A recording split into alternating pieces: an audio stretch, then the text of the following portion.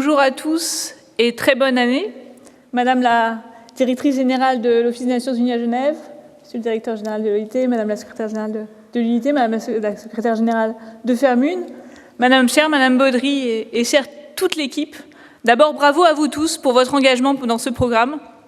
C'est absolument fantastique et très émouvant de vous voir tous ici réunis aussi nombreux, 700. Bravo à vos professeurs qui vous accompagnent parce que je sais tout l'engagement que cela implique et c'est vraiment un très bel investissement que vous faites. Je suis ici comme diplomate, une espèce de race méconnue que je représente donc à Genève. Je suis représentante permanente adjointe, c'est-à-dire que je suis l'adjointe de l'ambassadeur représentant permanent de la France ici. Et je voulais vous donner 3 messages assez rapides pour vous laisser le temps. Moi, ce qui m'intéresse, c'est quand même de vous écouter et de savoir un peu ce que vous êtes venus faire et ce qui importe pour vous aujourd'hui, parce que, comme le disait la secrétaire générale de l'UIT, c'est votre investissement qui compte pour nous. D'abord, je crois que le monde a besoin de votre engagement, de votre investissement pour le multilatéralisme. Et c'est M. Ongbo qui le disait tout à l'heure, on n'a plus que jamais besoin du multilatéralisme. Pourquoi ?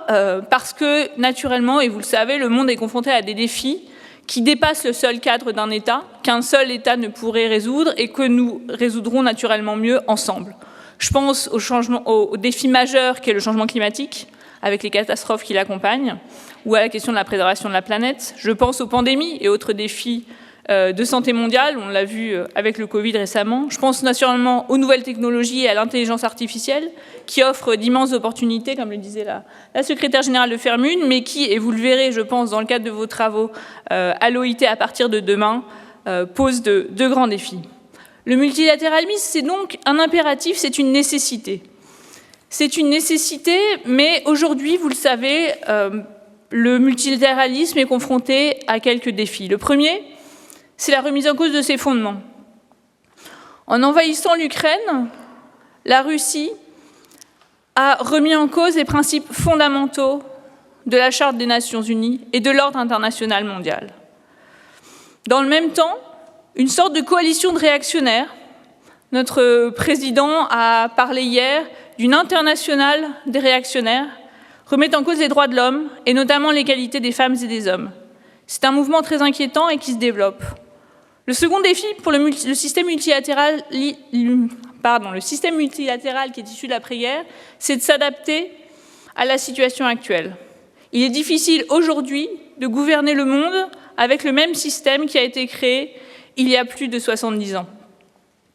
Ce système doit évoluer, c'est notamment la question fondamentale, vous le savez, de la réforme du Conseil de sécurité des Nations Unies, mais aussi celle, et le président de la République, Emmanuel Macron, porte ce sujet très haut dans son agenda, de la réforme de l'architecture financière internationale pour qu'il n'y ait plus de justice dans la gouvernance de ce système mondial. Lorsqu'on parle du multilatéralisme, on parle souvent de blocage, mais ce qui est formidable ici à Genève, et vous avez la chance de faire cet exercice ici, et notamment à l'OIT, c'est que Genève, l'ONU à Genève, c'est l'incarnation d'un multilatéralisme efficace. Parce qu'à Genève, vous avez des organisations qui ont un véritable impact sur la vie de chacun d'entre nous, partout dans le monde. Le directeur général l'a très bien et clairement précisé pour l'OIT, avec ses normes à portée universelle, mais c'est aussi le cas de toutes les organisations internationales qui bossent dans le domaine de l'humanitaire. Pensons au CICR, au HCR, à la FICR, pensons aussi à l'OMS, qui joue un rôle central dans la santé, et toutes ces organisations qui sont vraiment auprès des plus vulnérables dans les situations de crise et de conflit, et qui donc sont sur le terrain et prouvent que le multilatéralisme, ce ne sont pas des mots en l'air, c'est vraiment une action de solidarité partout dans le monde. Il y a aussi à Genève des organisations qui sont parfois moins connues, qui jouent un rôle de normalisation. Alors dans les moins connus, je ne citerai pas l'UIT parce que l'UIT est très connue, mais en termes, je ne sais pas si vous connaissez la Commission économique pour l'Europe des Nations Unies, qui est basée à Genève, et je ne sais pas si vous saviez que toutes les règles, par exemple, de sécurité des véhicules, pour le monde entier, sont définies par la Commission économique pour l'Europe des Nations Unies. Bref, tout ceci pour vous dire qu'ici à Genève se définissent vraiment des normes mondiales qui sont fondamentales pour l'organisation, pour la gouvernance de notre monde et surtout pour résoudre les défis auxquels il est confronté. Je ne répéterai pas ce que disait la secrétaire générale de l'UIT sur les défis des nouvelles technologies. On peut penser aussi aux défis climatiques avec le rôle que joue l'Organisation météorologique mondiale et le GIEC qu'elle héberge. C'est aussi ici le siège, et nous sommes dans cette fantastique salle du Conseil des droits de l'homme, le siège et le cœur battant des droits de l'homme dans le système multilatéral.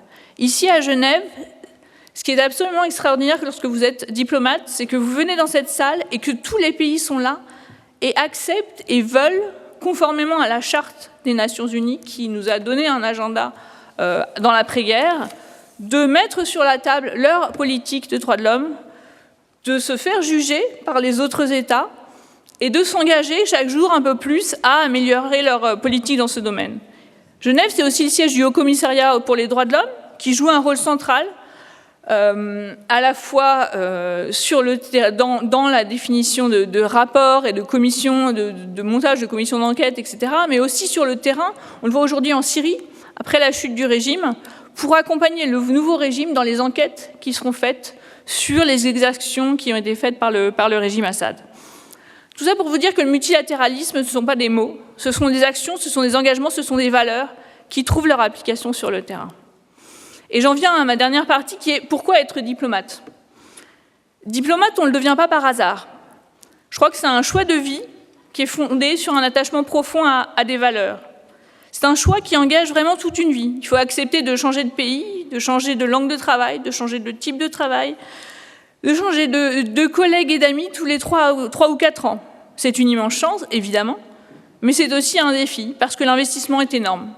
Il faut travailler beaucoup, il faut se remettre en cause à chaque fois. Il faut aussi, si on a une famille, qu'elle accepte de vous suivre. Et pour garder la foi, pour le faire à chaque fois, il faut savoir pourquoi on s'est engagé dans ce métier. Pour moi, c'est simple. Moi, je suis diplomate parce que je crois fondamentalement que mon pays incarne des valeurs de justice, d'équité, de droits de l'homme qui peuvent rendre le monde meilleur. Ça semble un peu naïf, mais c'est profond et c'est ce qui me porte chaque jour. Diplomate, c'est un métier où chaque matin, on sait pourquoi on se lève et pourquoi on a envie d'aller travailler. Vous le disiez, j'ai fait différents travaux. J'ai été à la représentation permanente de la France à New York sur les questions de changement climatique. J'ai préparé la COP21 auprès du ministre des Affaires étrangères, Laurent Fabius. J'ai été conseillère culturelle au Japon et en Italie. À chaque fois, ce sont des métiers différents, mais absolument passionnants, où vous rencontrez des gens exceptionnels, où vous portez des projets auxquels vous croyez. Et donc j'espère que parmi vous, il y a des gens qui choisiront ce métier. Je vous souhaite de très fructueux travaux cette semaine et je vous souhaite surtout un très bel avenir, que vous choisissiez de travailler aux Nations Unies, dans une diplomatie ou ailleurs. Je suis sûre qu'avec votre engagement, avec vos talents, vous réussirez formidablement. Merci beaucoup et bonne semaine.